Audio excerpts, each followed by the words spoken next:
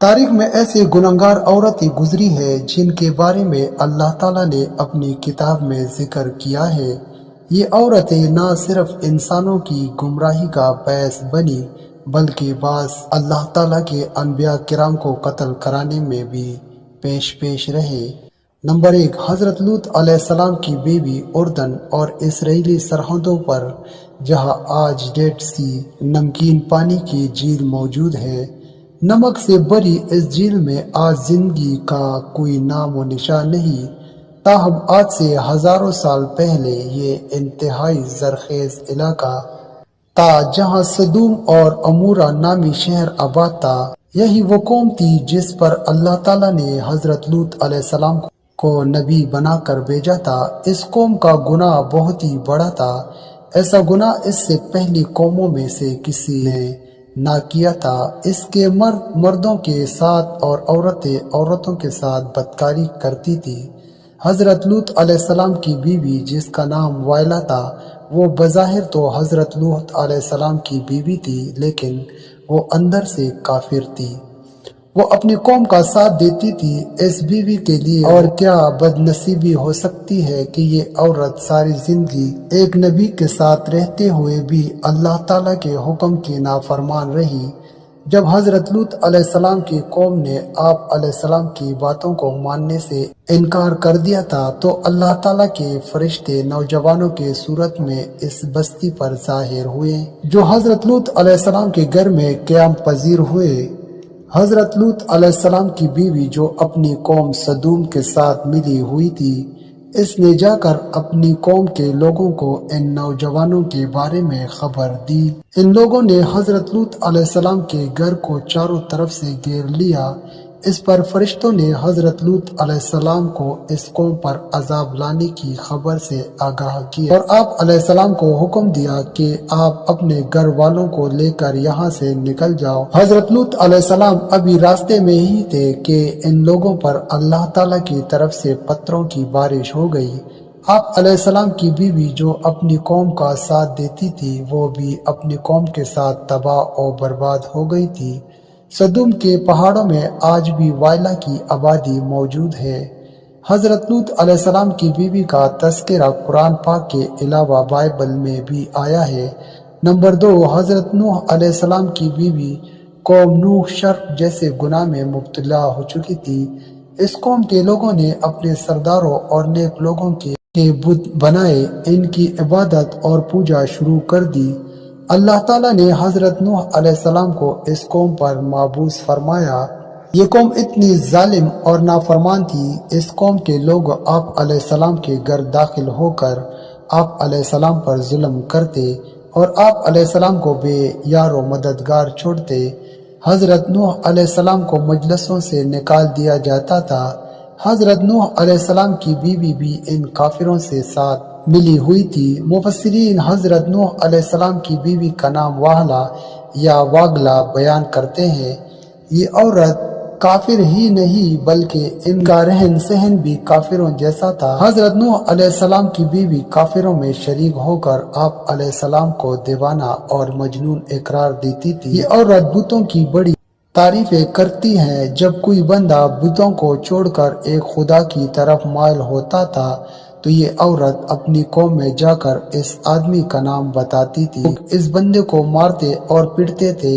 اس طرح سے وہ بندہ بھی ڈرا اور خوف کے مارے پھر سے بتوں کی پوجا کرنے پر مجبور ہو جاتا تھا۔ واہلا نامی اس عورت نے حضرت نوح علیہ السلام کے ایک بیٹے یام کو بھی کفر میں مبتلا کر دیا تھا، لہٰذا آپ کا یہ بیٹا بھی ماں کی طرح کافروں سے مل کر آپ علیہ السلام کی مخالفت کرتا تھا۔ اللہ تعالیٰ نے اس عورت کی بدبختی قرآن پاک میں بیان کی ہے۔ اس کے تفسیر احوال بابل میں بھی درج ہے۔ جب اللہ تعالیٰ نے حضرت نوح علیہ السلام کی قوم پر سیلاب کا عذاب نازل کیا تو آپ علیہ السلام کی بیوی اور نافرمان بیٹا یام بھی اپنی قوم کے ساتھ برباد ہو گئے۔ نمبر 3، دلائلہ وہ عورت ہے جس کا نام کئی صدیوں سے بے وفائی اور دغا بازی میں بہت ہی مشہور ہے۔ دلائلہ کا ذکر قرآن پاک اور بابل میں پڑھنے کو ملتا ہے۔ واقعہ کچھ یوں ہے کہ حضرت موسیٰ علیہ السلام کے وفات کے بعد بنی اسرائیل کی قوم عمالقہ کے محکوم بن گئی، تو اللہ تعالیٰ نے اس قوم میں بہت ہی طاقتور لڑکے کو پیدا کیا جس کا نام سمسن تھا۔ سمسن اس قدر طاقتور تھا کہ اکیلا ہی کئی ہزار بندوں کا مقابلہ کر لیتا تھا۔ قوم بنی اسرائیل نے اس بندے کی صلاحیت اور بہادری دیکھتے ہوئے سمسن کو اپنے قاضی کے عہد پر فائزہ کر دیا تھا اور اس کی طاقت کے ذریعے قوم عمالقہ پر فتح حاصل کرنے کی کوشش میں لگ گئی تھی۔ دوسری طرف قوم عمالقہ سمسن کے طاقت پر قابو نہ پا سکی۔ انہوں نے اپنی قوم کی ایک لڑکی جس کا نام دلائلہ تھا، اس کو سمسن کی بہادری اور اس کی صلاحیتوں کا راز دریافت کرنے کے لیے سمسن کے پاس بھیجا تھا۔ سمسن اس لڑکی کو دیکھ کر پاگل ہو گیا، وہ اس کی محبت میں دیوانہ ہو گیا۔ اس نے اس لڑکی کو اپنی صلاحیت کی سب راز بھی بتا دیے تھے۔ سمسن نے کہا کہ اس کی طاقت کا راز اس کے لمبے بال ہے۔ ایک دن موقع پاتے ہی دلائلہ نے سمسن کے لمبے بال کاٹ دیے تھے۔ اسی رات قوم عمالقہ نے بھی سمسن پر حملہ کر کے اس کو گرفتار کر لیا تھا۔ جب ایک دن قوم عمالقہ سمسن کو گرفتار کر کے جشن منا رہی تھی تو سمسن نے اللہ تعالیٰ سے دعا کی، اے اللہ تعالیٰ مجھے معاف کر دے۔ اللہ تعالیٰ نے سمسن کی دعا کو قبول کرتے ہوئے اس کے تمام طاقت واپس لوٹا دی۔ جس ستون کے ساتھ سمسن کو باندھا گیا تھا، سمسن نے اس ستون کو اپنی طاقت سے کھینچا تو سارے کا سارا محل زمین پر گر گیا، جس کے نتیجے میں دلائلہ اور قوم عمالقہ کے بے شمار لوگوں موت کے گھاٹ اتر گئے تھے۔ نمبر 4، جائزیبل لبنان کے بادشاہ کی بت پرست بیٹی تھی۔ اس کی شادی قوم بنی اسرائیل کے بادشاہ اخیب سے ہوئی۔ جائزیبل لبنان کے بادشاہ کی بت پرست بیٹی تھی۔ اس کی شادی قوم بنی اسرائیل کے بادشاہ اخیب سے ہوئی۔ جائزیبل نے نہ صرف اخیب کو بت کی پوجا پر لگایا بلکہ تمام ریاست میں ایک خدا کو ماننے کی بجائے بے شمار بت بنا دیے گئے تھے تاکہ لوگ ان بتوں کی پوجا کرتے ہوئے گمراہی سے باہر نہ نکلے۔ ایک دن قوم کی نیک بندے یرمیہ علیہ السلام نے جائزیبل اور اس کے شوہر کو کہا کہ تم سب لوگ بت کے پوجا کی بجائے ایک خدا کی عبادت کیا کرو، اس میں ہی تمہاری بھلائی ہے۔ اس ظالم عورت نے نیزے کا اتنا شدید وار کیا جس کی وجہ سے وہ بوڑھا آدمی شہید ہو گیا۔ حضرت یرمیہ علیہ السلام نے اس عورت کو بد دعا دی کہ بہت جلد ہی تیرے حسین اور جمیل بدن کو کتے نوچ نوچ کر کھا جائیں گے۔ اس کے بعد اللہ تعالیٰ نے اس کو حضرت الیاس علیہ السلام کو بھیجا، تاہم یہ ملکہ ایمان لانے کی بجائے آپ علیہ السلام کو بھی مارنے کے لیے تیار ہو گئی تھی۔ پھر ایک دن حضرت یرمیہ علیہ السلام کی بد دعا رنگ لائی اور ملک اسرائیل پر سرحدوں کی قبائل وحشی نے حملہ کر دیا۔ ان لوگوں نے ملکہ جائزیبل کو زخمی حالات میں سڑک پر پھینک دیا تھا، یہاں تک کہ بہت سے جنگلی کتے جائزیبل کے ارد گرد جمع ہو گئے تھے۔ کتے نے اس لاش کو نوچ نوچ کر کھا لیا۔ نمبر 5، عتلیہ حضرت الیاس کے دور سے تعلق رکھنے والی ایک جائزیبل کی بیٹی تھی جس کا نام عتلیہ تھا۔ یہ لڑکی بھی اپنی ماں کی طرح بہت ہی حسین اور جمیل تھی، یہ بھی کافر تھی۔ اس کی شادی یہودا کی بادشاہ یہورام سے ہوئی تھی۔ اس قوم میں بھی ہر جگہ بتوں کی عبادت ہونے لگی تھی۔ اس قوم پر بھی وحشی لوگوں نے حملہ کیا تھا جس کی وجہ سے وحشی لوگوں نے یہورام بھی قتل کرنا چاہیے، لیکن یہ بادشاہ ایک غار میں چھپ گیا تھا جس کی وجہ سے اس غار میں ہی اس بادشاہ کی موت واقع ہو گئی تھی۔ جب وحشی ملکہ عتلیہ اور اس کی بیٹی اغزلیہ کو اپنے ساتھ ہی لے گئے تھے۔ ان ماں بیٹی کو بہت ہی زیادہ ذلیل کرنے کے بعد ماں اور بیٹی کو آزاد کر دیا تھا۔ اس کے بعد عتلیہ نے بتوں کی عبادت سے توبہ کر کے حضرت موسیٰ علیہ السلام کے مذہب پر آ گئی تھی، لیکن اس تبدیلی کو سال بھی نہ گزرا تھا کہ عتلیہ پر کفرانہ کاموں کی طرف لوٹ آئی تھی۔ اس کی بیٹی کے قتل کے بعد ملکہ عتلیہ کو ہی سلطنت یہودا کا تاج پہنا دیا گیا تھا۔ اس نے اپنی دولت کے نشے میں آ کر اپنے پوتوں کو قتل کروا دیا تھا، پھر اپنی رعایا پر بھی بہت ہی ظالم و ستم کرنے لگی، تاہم اس کا پوتا جو اس سے جان بچانے میں کامیاب ہو گیا تھا، یہودا کے لوگوں نے اس کو اپنا بادشاہ بنا لیا تھا۔ یہ ملکہ عتلیہ اپنے محل کے باہر اپنی ہی قوم کے ہاتھ بہت ہی ذلیل اور رسوا ہو کر مر گئی۔ عتلیہ کا ذکر بھی بابل میں تفسیر کے ساتھ موجود ہے۔ نمبر 6، ہیروڈیاس اگر تاریخ انسانی کی سب سے گناہگار عورت کہا جائے تو غلط نہ ہوگا، کیونکہ یہ عورت حضرت یحییٰ علیہ السلام کے قاتل کی ذمہ دار ہے۔ یہ حضرت عیسیٰ علیہ السلام کے پیدائش سے چند برس پہلے کی بات ہے کہ ہیروڈیس ایک غریب اور بہت ہی حسین اور جمیل عورت تھی۔ فلسطین کے خاندان کی بہو بن گئی۔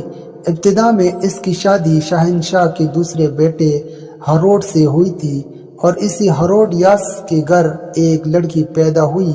تاہم جب وراثت کی تقسیم کے بعد جب ہیروڈیاس نے دیکھا کہ سب سے زیادہ طاقتور فلپ کے بھائی اینٹیباس کے حصے میں آئی ہے، تو اس نے بھی اپنی شوہر کو چھوڑ کر اینٹیباس سے شادی کر لی تھی۔ ان دنوں اللہ تعالیٰ کے نبی حضرت یحییٰ علیہ السلام، جنہیں اہل کتاب یوحنا کے نام سے پکارتے ہیں، لوگوں کو درس و تدریس دینے لگے۔ ہیروڈیاس کو آپ کی دینی باتیں پسند نہ تھی، جس کی وجہ سے اس نے حضرت یحییٰ علیہ السلام کو گرفتار کروا دیا۔ ہیروڈیاس نے کافی بار کوشش کی کہ وہ اپنے شوہر اینٹیباس سے آپ علیہ السلام کے قتل کے احکامات جاری کرو، تاہم اینٹیباس ایسا نہ کر سکا۔ ہیروڈیاس کی بیٹی سلومی اب جوان ہو چکی تھی۔ جب اس نے حضرت یحییٰ علیہ السلام کے معصومیت اور نور کو دیکھا تو وہ آپ علیہ السلام پر فدا ہو گئی تھی۔ اس نے آپ علیہ السلام کو گناہ کی دعوت دی، لیکن آپ علیہ السلام نے اس کے طرف آنکھ اٹھا کر بھی نہ دیکھا۔ اب یہ دونوں ماں اور بیٹی یحییٰ علیہ السلام کے خلاف ہو گئی تھی۔ ایک دن بادشاہ اینٹیباس کے سامنے سلومی نے بہت ہی بیہودہ ڈانس کیا۔ رقص کرتے ہوئے اس نے اپنی جسم کے سارے کپڑے اتار ڈالے۔ اس رقص میں بادشاہ نے بہت ہی دلچسپی لی تھی۔ اس کو سلومی کا یہ رقص بہت ہی پسند آیا۔ اس نے سلومی سے کہا کہ تم کیا مانگنا چاہتی ہو، میں تم کو حاضر کر دیتا ہوں۔ اس عورت نے جواب دیا کہ میں چاہتی ہوں کہ تم حضرت یحییٰ علیہ السلام کو قتل کر دو۔ بادشاہ جو کہ بڑے محل میں سلومی سے عہد کر چکا تھا، اس نے یحییٰ علیہ السلام کو شہید کر دیا تھا۔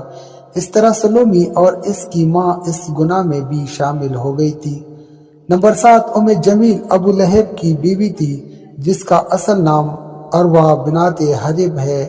اس کی آنکھیں کا بنگا پن نمایاں تھا، جس کی وجہ سے اس کو لوگ کانی کہا کرتے تھے۔ قرآن پاک میں اللہ تعالیٰ نے ابو لہب اور اس کی بیوی کو انتہائی سخت الفاظ میں کیا ہے۔ اس کی وجہ ابو لہب اور اس کی بیوی کا نبی اکرم صلی اللہ علیہ وسلم کے ساتھ سخت مشرکانہ رویہ ہے۔ یہ دونوں میاں اور بیوی آپ صلی اللہ علیہ وسلم کو تکلیف اور اذیت پہنچانے کا کوئی بھی موقع ہاتھ سے نہیں جانے دیتے تھے۔ روایت کے مطابق ام جمیل نبی اکرم صلی اللہ علیہ وسلم کے راہ میں کانٹے بچھایا کرتی تھی۔ جب سورہ لہب نازل ہوئی تو ابو لہب کی بیوی غصے سے بے قابو ہو گئی اور بہت ہی بڑا پتھر اٹھا کر مکہ میں آپ صلی اللہ علیہ وسلم کے تلاش میں نکل پڑی۔ یہ کعبہ میں ابو بکر رضی اللہ تعالیٰ عنہ کے سامنے اس حالت میں آئی کہ اس کے منہ سے جاگ نکل رہی تھی۔ یہ نبی اکرم صلی اللہ علیہ وسلم کے خلاف نازیبہ الفاظ بھی پڑھ رہی تھی۔ حالانکہ آپ صلی اللہ علیہ وسلم اس وقت حضرت ابو بکر کے ساتھ ہی موجود تھے، لیکن اللہ تعالیٰ کے رحمت و کرم سے ام جمیل آپ صلی اللہ علیہ وسلم کو نہ دیکھ سکی تھی، وہاں سے گھر کی طرف روانہ ہو گئی تھی۔ بے شک ام جمیل تاریخ کی بدبخت ترین عورتوں میں شامل ہے، کیونکہ اس نے نبی آخر الزمان سرور کائنات وجہ تخلیق کائنات حضرت محمد صلی اللہ علیہ وسلم کو بے شمار تکلیفیں پہنچائی ہیں۔ امید ہے یہ ویڈیو آپ کو پسند آئے گی۔ ویڈیو پسند آئے تو لائک اور شیئر ضرور کر دیجیے۔